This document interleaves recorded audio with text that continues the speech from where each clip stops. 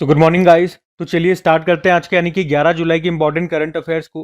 तो इस प्रश्न में आपसे पूछ रहे हैं भैया, हाल ही में प्रधानमंत्री नरेंद्र मोदी को किस देश के सर्वोच्च नागरिक पुरस्कार जिसको कहते हैं order of the most ancient Welwitschia mirabilis से सम्मानित किया गया? तो सही उत्तर होगा नामीबिया। अब तो आप सभी को रट गया होगा, प्रधानमंत्री नरेंद्र मोदी 5 देशों की यात्रा पर थे 2 से लेकर 9 जुलाई तक। कौन कौन से 5 देश? Ghana, Trinidad and Tobago, Argentina, Brazil और नामीबिया। सबसे आखिरी में वो नामीबिया देश गए और वहां का भी उनको सर्वोच्च नागरिक सम्मान मिला है जिसको कहते हैं order of the most ancient Welwitschia mirabilis. और प्रधानमंत्री नरेंद्र मोदी ये सम्मान पाने वाले पहले भारतीय हैं और आप कह सकते हो ये उनको मिलने वाला 27वां अंतर्राष्ट्रीय सम्मान है। और प्रधानमंत्री नरेंद्र मोदी नामीबिया की यात्रा करने वाले तीसरे भारतीय प्रधानमंत्री हैं। उनसे पहले 2 कौन कौन जा चुके हैं? 1990 में विश्वनाथ प्रताप सिंह और 1998 में अटल बिहारी वाजपेयी। और एक और पॉइंट आप याद रखना कि भारत के प्रधानमंत्री बनने के बाद से नरेंद्र मोदी ने 17 देशों की राष्ट्रीय संसदों को संबोधित किया है, जो कि भारतीय प्रधानमंत्रियों में सबसे ज्यादा है। और अभी ये 5 देश की यात्रा पर गए ना, इसमें से 4 देशों ने अपने अपने सर्वोच्च नागरिक सम्मानों से इनको सम्मानित किया, अर्जेंटीना को छोड़ करके। तो लास्ट टाइम एक बार फिर से मैं आपको रिवाइज करा दूंगा, लेकिन उससे पहले हम नामीबिया चलते हैं। तो ये रहा मैप में नामीबिया। कैपिटल विंडहोक होती है, करेंसी है नामीबियाई डॉलर, प्रेसिडेंट है नेटुम्बो नंदी नदेतवा, ये नामीबिया की पहली महिला प्रेसिडेंट है। और एक और पॉइंट हमने पढ़ा था कि अभी नामीबिया के जो पहले प्रेसिडेंट थे सेम नुजोमा, उनका भी अभी निधन हो गया 2025 में ही। वैसे नामीब और कालाहारे रेगिस्तान ये आपको यहीं पर मिलेगा। अब एक बार लेटेस्ट वाले देख लेते हैं कि मोदी जी को किन किन देशों ने कौन सा सम्मान दिया था। तो ब्राजील का सर्वोच्च नागरिक सम्मान मिला उन्हें, जिसको कहते हैं Grand Collar of the National Order of Southern Cross. उससे पहले अर्जेंटीना में जब वो गए थे तो की टू द सिटी पुरस्कार से सम्मानित किया गया था। और उससे पहले जब वो त्रिनिदाद एंड टोबैगो गए थे तो वहाँ का सर्वोच्च सम्मान मिला, जिसको कहते हैं the order of the Republic of Trinidad and Tobago. और उससे पहले जब वो घाना देश गए थे तो वहाँ का भी सर्वोच्च सम्मान मिला था, जिसको कहते हैं officer of the order of the star. तो ये 5 देशों की हमने बात कर ली है। और उससे पहले जैन समाज ने मोदी जी को धर्म चक्रवर्ती सम्मान से सम्मानित किया। जब साइप्रस गए थे तो वहाँ का भी सर्वोच्च नागरिक सम्मान मिला था, जिसको कहते हैं grand cross of the order of Makarios third. उसके अलावा 2025 में और कौन कौन से देशों के उनको पुरस्कार मिले तो वो भी देख लो। 2025 वाले रिवाइज करा देता हूँ। एक तो श्रीलंका का मिला था मित्र विभूषण, मॉरिशस ने दिया था order of the star and की ऑफ द इंडियन ओशियन उसको कहते हैं, और बारबाडोस ने दिया था, उसको कहते हैं order of freedom of Barbados. ये 2025 वाले मैंने आपको रिवाइज करा दी। बाकी यहाँ 2024 भी लिखा है, 2023 भी लिखा है। आप चाहो तो वीडियो को पॉज करके इसको रीड कर सकते हो या पीडीएफ में आपको मिली जाएगी शीट। ठीक है, तो 5 देशों की यात्रा थी, 4 देशों ने अपने अपने सर्वोच्च सम्मान इनको दे दिए। ये सारे याद रखने इंपॉर्टेंट रहेंगे, एग्जाम में यहाँ से कोई ना कोई प्रश्न पूछा जाएगा। और बार बार जब भी मैंने आपको रिवाइज कराए, सारे एक साथ रिवाइज कराता हूँ तो आपको चीज़ें रट गई होंगी। ठीक है, अभी अगले प्रश्न की ओर बढ़ते हैं। फिर अगले में पूछ रहे हैं कि भारतीय नौसेना के पहले स्वदेशी डिजाइन और निर्मित सपोर्ट वेसल का नाम क्या है? तो आंसर होगा निस्तार। तो भारतीय नौसेना को पहला स्वदेशी रूप से डिजाइन और निर्मित डाइविंग सपोर्ट वेसल मिल चुका है, इसका नाम है विस्तार। विस्तार का मतलब होता है पार करना या बच निकलना या मुक्ति। तो निस्तार ये आप कह सकते हो एक तरह का मदरशिप है जो किसी दुर्घटना या अन्य कारणों से डूबी हुई पनडुब्बी के स्थान पर गहन जलमग्न बचाव वाहन, इंग्लिश में बोलोगे तो डीप सबमर्जेंस रेस्क्यू वेसल को ले जाने में सक्षम होगा। अच्छा, ये डीप सबमर्जेंस रेस्क्यू वेसल की बात करें यानी कि गहन जलमग्न बचाव वाहन की बात करें तो इसका उपयोग डूबी हुई पनडुब्बियों से कर्मियों को बचाने के लिए किया जाता है। और ये जो निस्तार जहाज है ना जिसके बारे में हम पढ़ रहे हैं, ये इसी व्हीकल को दुर्घटना स्थल तक ले जाएगा। आपको बता दूं कि अभी भारतीय नौसेना यूनाइटेड किंगडम से खरीदे गए 2 डीप सबमर्जेंस रेस्क्यू व्हीकल्स का संचालन करता है। एक मुंबई में है और दूसरा विशाखापत्तनम में तैनात है।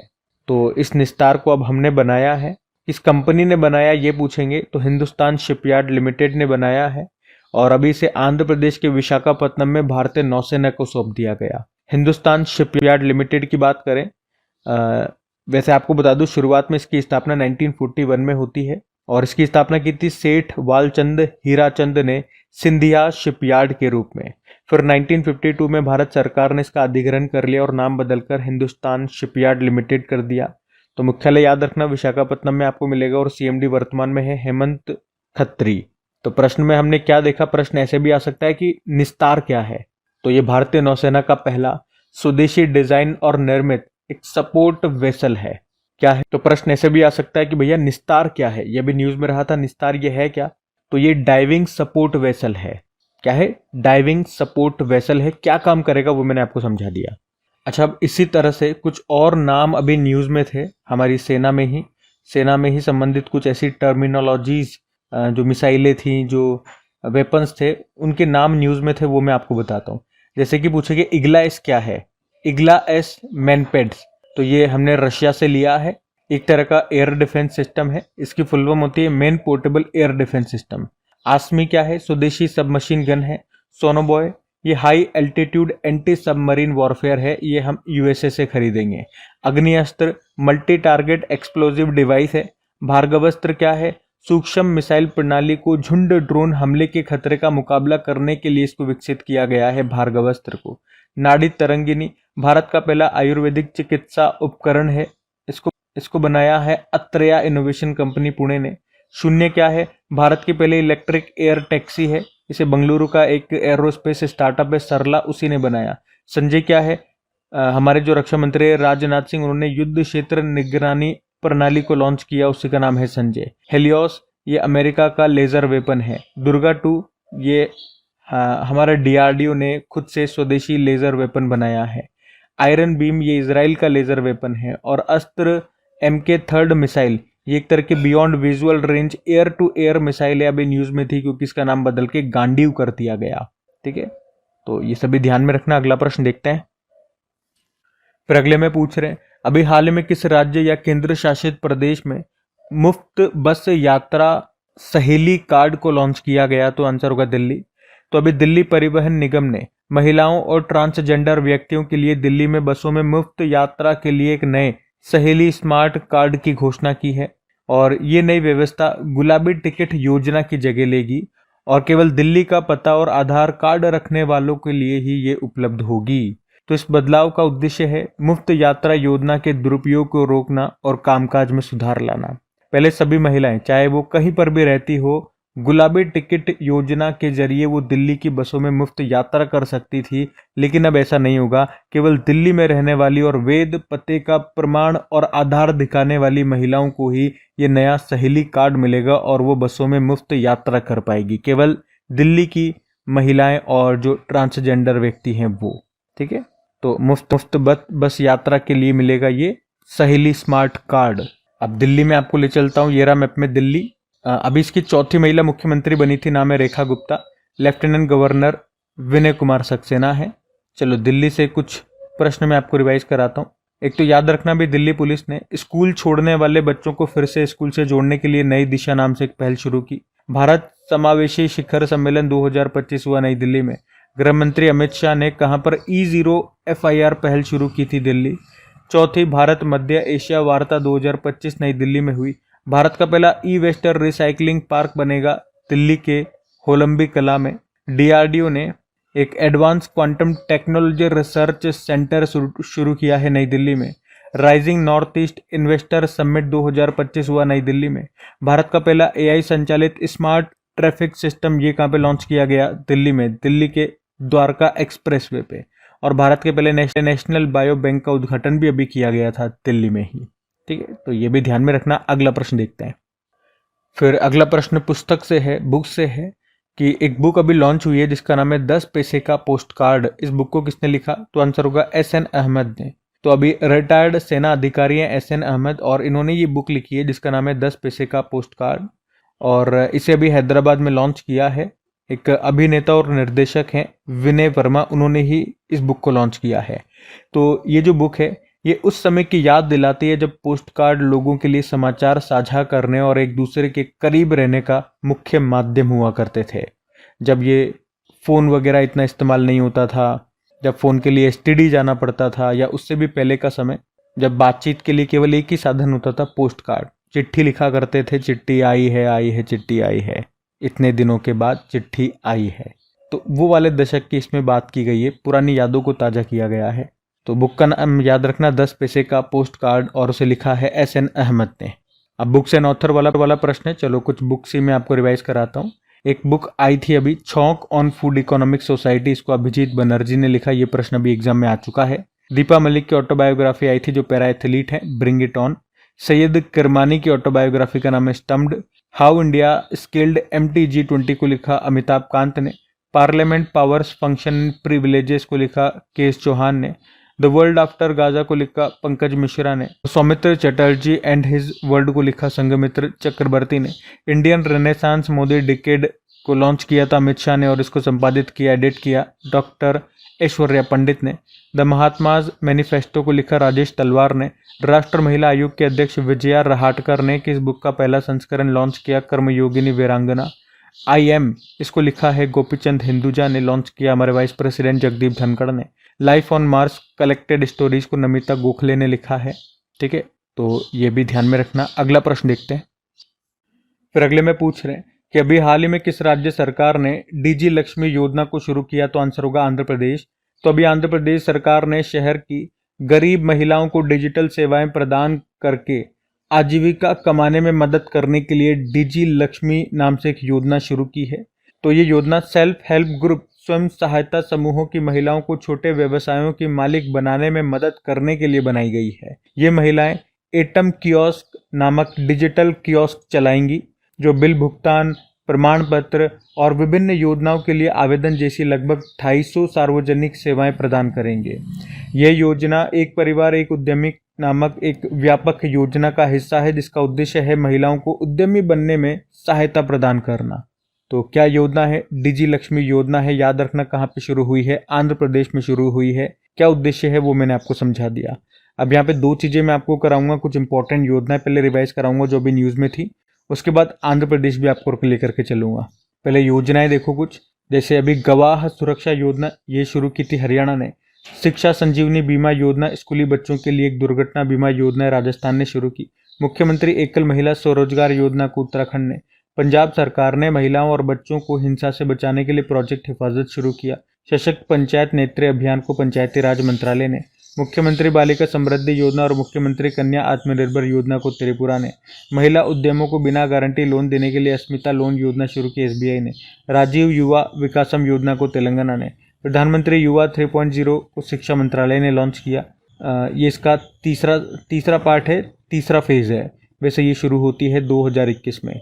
स्टूडेंट पुलिस कैडेट योजना को भी राजस्थान में शुरू किया है। ठीक है, तो ये कुछ योजनाएं न्यूज में थी।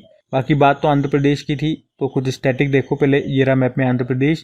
कैपिटल अमरावती हो गई। मुख्यमंत्री N Chandrababu Naidu, governor N नजीर। यहाँ के राजकीय पशु की बात करेंगे, काला हिरण हो गया, पक्षी है तोता, पुष्प है चमेली, वृक्ष है नीम, भाषा है तेलुगु। राजीव गांधी नेशनल पार्क है, Papikonda national park, Shri Venkateswara national park, Nagarjuna Sagar tiger reserve, Coringa wildlife sanctuary है।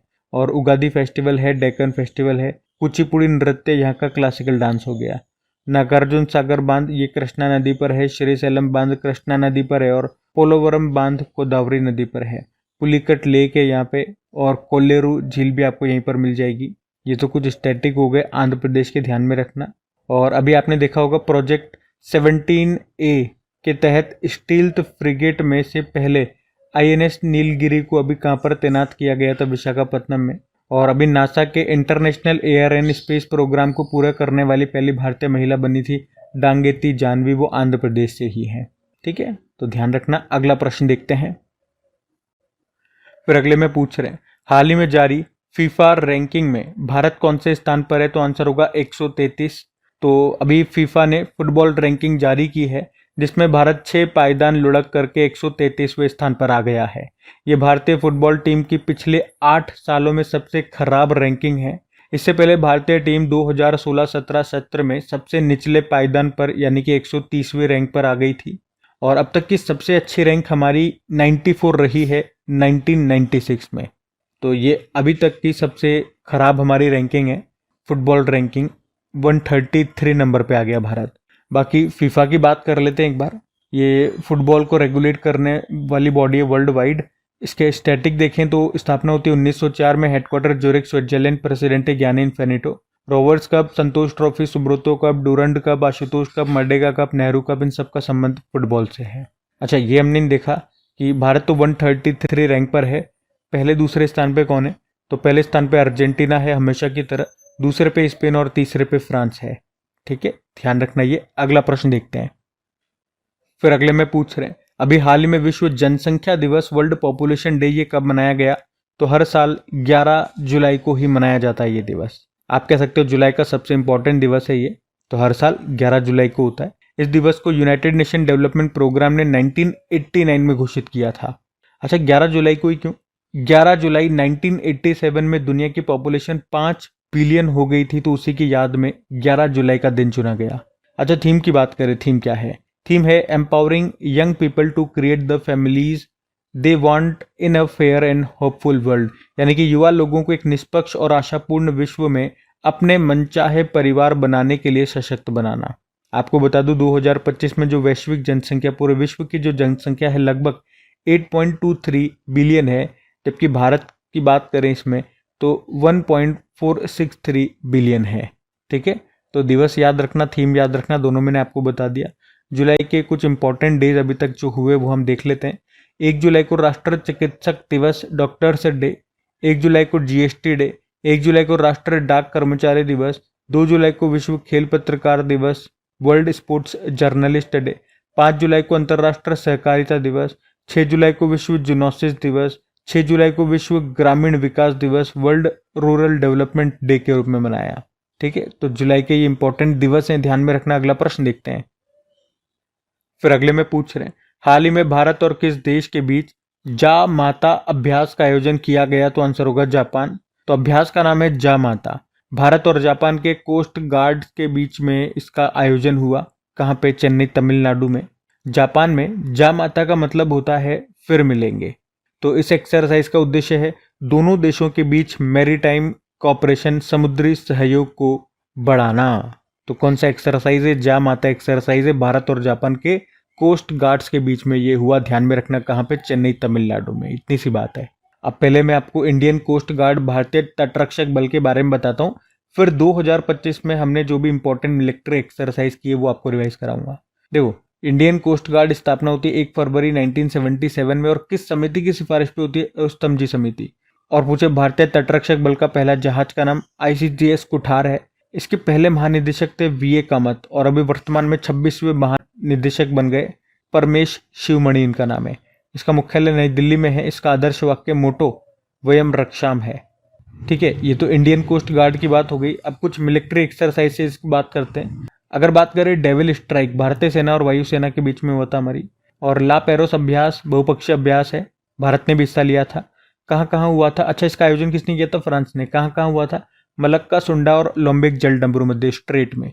एक्यूबेरिन अभ्यास भारत मालदीव के बीच में हुआ, मालदीव में। ट्रोपेक्स अभ्यास भारतीय सेना, वायुसेना और भारतीय तटरक्षक बल के बीच में हुआ, हिंद महासागर में। साइक्लोन अभ्यास भारत इजिप्ट के बीच में हुआ, राजस्थान में भी। विंग्ड राइडर अभ्यास भारतीय सेना और वायुसेना के बीच में हुआ, पूर्वी कमान में। कोमोडो अभ्यास ये एक तरह का बहुपक्षीय अभ्यास है, भारत ने हिस्सा लिया। कहाँ पे? बाली, इंडोनेशिया में हुआ था। इंडोनेशिया ने ही इसका आयोजन किया था। सागर कवच, एक इंडियन कोस्ट गार्ड ने इसका आयोजन किया पश्चिम बंगाल में। और जल थल रक्षा अभ्यास भारतीय सेना, तटरक्षक बल और समुद्री पुलिस के बीच में होता है ये, अभी बेट द्वारका गुजरात में हुआ। और सी ड्रैगन अभ्यास भारत ने हिस्सा लिया, अमेरिका ने आयोजन किया पश्चिमी प्रशांत महासागर में। और डेजर्ट हंट अभ्यास इंडियन एयरफोर्स ने इसका आयोजन किया, जोधपुर राजस्थान में। खंजर अभ्यास अभी 12वां संस्करण हुआ, भारत और किर्गिस्तान के बीच में, बिश्केक किर्गिस्तान में। वरुण अभ्यास भारत और फ्रांस के बीच में हुआ, अरब सागर में। और कॉर्पेट और बोंगो सागर अभ्यास भारत और बांग्लादेश के बीच में हुआ, बंगाल की खाड़ी में। धर्मा गार्जन अभ्यास 6ठा संस्करण भारत और जापान के बीच में हुआ, जापान में। और अकीमे अभ्यास पहली बार हुआ, एक तरह का नेवल एक्सरसाइज है, भारत और 10 अफ्रीकी देशों के बीच में। उसके अलावा अभी प्रचंड प्रहार अभ्यास तीनों सेनाओं के बीच में हुआ, हमारी अरुणाचल प्रदेश में हुआ। इंदिरा अभ्यास भारत और रूस के बीच में हुआ, चेन्नई तट पर और बंगाल की खाड़ी में। और इनक्योस अभ्यास ग्रीस ने इसका आयोजन किया, ग्रीस में ही। और टाइगर ट्रैम्प अभ्यास भारत और अमेरिका के बीच में हुआ, विशाखापत्तनम और बंगाल की खाड़ी में। डस्टलिक अभ्यास 6ठा संस्करण जो अभी हुआ, भारत उज्बेकिस्तान के बीच में, पुणे में। और डेजर्ट फ्लैग अभ्यास भारत ने हिस्सा लिया, यूएई में हुआ, यूएई के द्वारा। तालिस्मान साबर अभ्यास 11वां संस्करण हुआ, भारत ने हिस्सा लिया, ऑस्ट्रेलिया ने आयोजन किया, ऑस्ट्रेलिया और पपुआ न्यू गिनी में। उसी तरह से एक humanitarian assistance and disaster relief, मानवीय सहायता और आपदा राहत अभ्यास, एक तरह का नेवल एक्सरसाइज है, भारत मालदीव के बीच में हुआ, मालदीव में। खान क्वेस्ट सैन्य अभ्यास 22वां संस्करण हुआ, भारत ने हिस्सा लिया, उलन बटोर मंगोलिया में हुआ। और नोमैडिक एलिफेंट अभ्यास 17 नंबर का एडिशन है, भारत मंगोलिया के बीच में हुआ, उलन बटोर मंगोलिया में। और टाइगर क्लो अभ्यास पहली बार हुआ भारत और अमेरिका के बीच में, उत्तर भारत में। और शक्ति अभ्यास 8वां संस्करण भारत फ्रांस के बीच में हुआ, फ्रांस के ला कैवेलरी में। तो यहाँ पे आप देखोगे 2025 में अभी तक जितने भी एक्सरसाइजेज हुए हैं इंपॉर्टेंट, वो मैंने आपको रिवाइज करा दिए। ठीक है, अगले प्रश्न की ओर बढ़ते हैं। फिर अगले में पूछ रहे हैं कि अभी हाल ही में विश्व पुलिस और फायर गेम्स में भारत पदक तालिका में कौन से स्थान पे रहा, तो आंसर होगा तीसरे स्थान पे। हम बात कर रहे हैं world police and fire games 2025 की, जो अभी 21वां एडिशन था, 27 जून से लेकर 6 जुलाई तक चला। कहाँ पे? अल्बामा, अमेरिका में। और इसका आयोजन कौन करता है? कैलिफोर्निया पुलिस एथलेटिक फेडरेशन इसका आयोजन करती है। और इसमें इस बार भारत ने 588 मेडल जीते हैं टोटल, और इस तरह से मेडल टैली में भारत तीसरे स्थान पर रहा। देखो, मेडल टैली की बात करें तो पहले स्थान पे अमेरिका है, 569 गोल्ड है, 433 सिल्वर है और 352 ब्रोंज है। टोटल 1354 मेडल के साथ ये टॉप पर है। दूसरे स्थान पे ब्राजील है और तीसरे पे भारत है। भारत ने 280 गोल्ड जीते हैं, 178 सिल्वर है, 130 ब्रोंज है। टोटल 588 यहाँ पे हमारे पास मेडल है। और भारत मेडल टैली में आप देख सकते हो तीसरे स्थान पर है। बाकी world police and fire games की बात करें तो ये एक इंटरनेशनल एथलेटिक्स कंपटीशन है।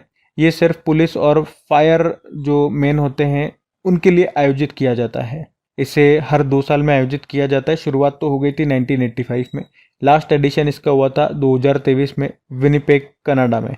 लेकिन एक अच्छी बात बता दूं, एक अच्छा प्रश्न, कि अब जो अगला वाला 2027 वाला एडिशन होगा, 22वां एडिशन, वो कहाँ पे होगा? पर्थ, ऑस्ट्रेलिया में होगा। और उसके बाद 2029 वाला भारत में होगा, भारत के अहमदाबाद में। भारत पहली बार इसको होस्ट कर रहा है, तो इंपॉर्टेंट रहेगा ये पॉइंट भी। ठीक है, तो ध्यान रखना सब। अगला प्रश्न देखते हैं।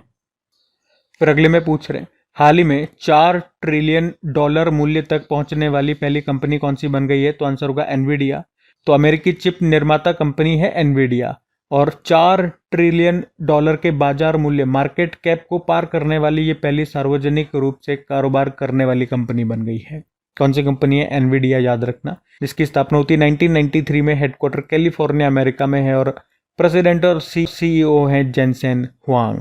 बाकी ये थी आज की हमारी करंट अफेयर्स की क्लास। कमेंट करके ज़रूर बताइएगा सेशन आपको कैसा लगा।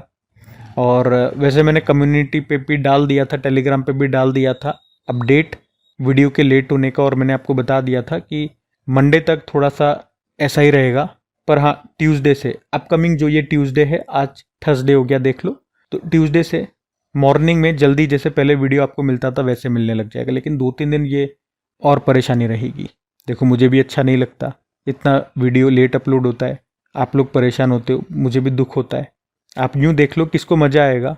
मेहनत तो उतनी करनी पड़ती है वीडियो तैयार करने में, जिसमें व्यूज़ भी कम हो जाते हैं। पहले व्यूज़ अपने कम है और कम हो जाते हैं, आप लोग परेशान होते हो, तो इन सब चीज़ों से किसको मज़ा आएगा? लेकिन कोई गंभीर परेशानी होगी, इसी कारण से मैं नहीं कर पा रहा हूँ। मैंने बीच में कुछ चेंज करके कोशिश किया तो एक आध दिन सही रहा, लेकिन वो मेंटेन नहीं रहा। लेकिन अभी मैं बोल रहा हूँ कि मंडे तक ये चीज़ रहेगा, ट्यूसडे से पहले की तरह हो जाएगा, मॉर्निंग में आपको मिलने लगेंगे वीडियोस। क्योंकि इस समय मैं ही जानता हूँ कि मैं किस तरह से वीडियो बना पा रहा हूँ। ये बना पा रहा हूँ, ये मेरे लिए बड़ी बात है। अभी तो मैं ये नहीं देख रहा हूँ कि वीडियो लेट जा रहा है कि कैसे जा रहा है, ये मेरे लिए बड़ी बात है। आपको नहीं पता होगा, आपको नहीं पता लगेगा। बाकी अगर सेशन पसंद आए तो लाइक ज़रूर कीजिएगा। और डेली क्विज आपको मिल जाती है आपकी प्रैक्टिस के लिए अपनी क्रिक एग्जाम एप्लीकेशन पे, PDF टेलीग्राम पे मिल जाती है। तो दोनों का लिंक डिस्क्रिप्शन बॉक्स में है। ये एप्लीकेशन को आप डायरेक्ट गूगल प्ले स्टोर से भी इंस्टॉल कर सकते हैं। चलो अभी कल के करंट अफेयर्स का हम क्विक रिवीजन कर लेते हैं और सेशन एंड करते हैं। तो कल पहला प्रश्न आपसे पूछा था कि यूरोजोन करेंसी या यूरो करेंसी को अपनाने वाला 21वां देश कौन सा बन गया? तो बुल्गारिया। एशिया की सबसे बुजुर्ग हथिनी का निधन हो गया, नाम था वत्सला। और पीएम मोदी को किस देश का सर्वोच्च सम्मान Grand Collar of the National Order of the Southern Cross मिला? तो ब्राजील का। किस राज्य ने मुख्यमंत्री सेहत योजना शुरू की? पंजाब। एशिया का सबसे बड़ा जंगल सफारी किस राज्य में स्थापित किया जाएगा? हरियाणा। और यूपीआई अपनाने वाला पहला कैरेबियाई या कैरेबियन कंट्री ये कौन सा बन गया है? Trinidad and Tobago. और केरल का पहला स्किन बैंक ये कहाँ पर खुला है? तिरुवनंतपुरम में। उसके अलावा दानस ये चक्रवाती तूफान है अभी किस देश को प्रभावित किया? ताइवान। और 16वीं एशियाई शूटिंग चैंपियनशिप का आयोजन ये कहाँ पे किया जाएगा? कजाकिस्तान। और आखिरी प्रश्न था टाइम 100 क्रिएटर्स लिस्ट में शामिल होने वाली पहली भारतीय कौन बन गई? प्राजक्ता कोहली। चलो कल का भी होमवर्क प्रश्न देख लेते हैं और सेशन एंड करते हैं। तो कल आपसे पूछा था हाइड्रोजन ट्रांसपोर्ट पाइप विकसित करने वाली भारत की पहली कंपनी कौन सी बन गई है? तो आंसर हो जाएगा टाटा स्टील। आप सभी ने प्रश्न का बिल्कुल सही उत्तर दिया है, वैसे तो आंसर भी लगा हुआ था लेकिन मुझे पता है आप लोगों को पता होगा, तो टाटा स्टील सही उत्तर है। अब ये रहा आज का आपका होमवर्क प्रश्न।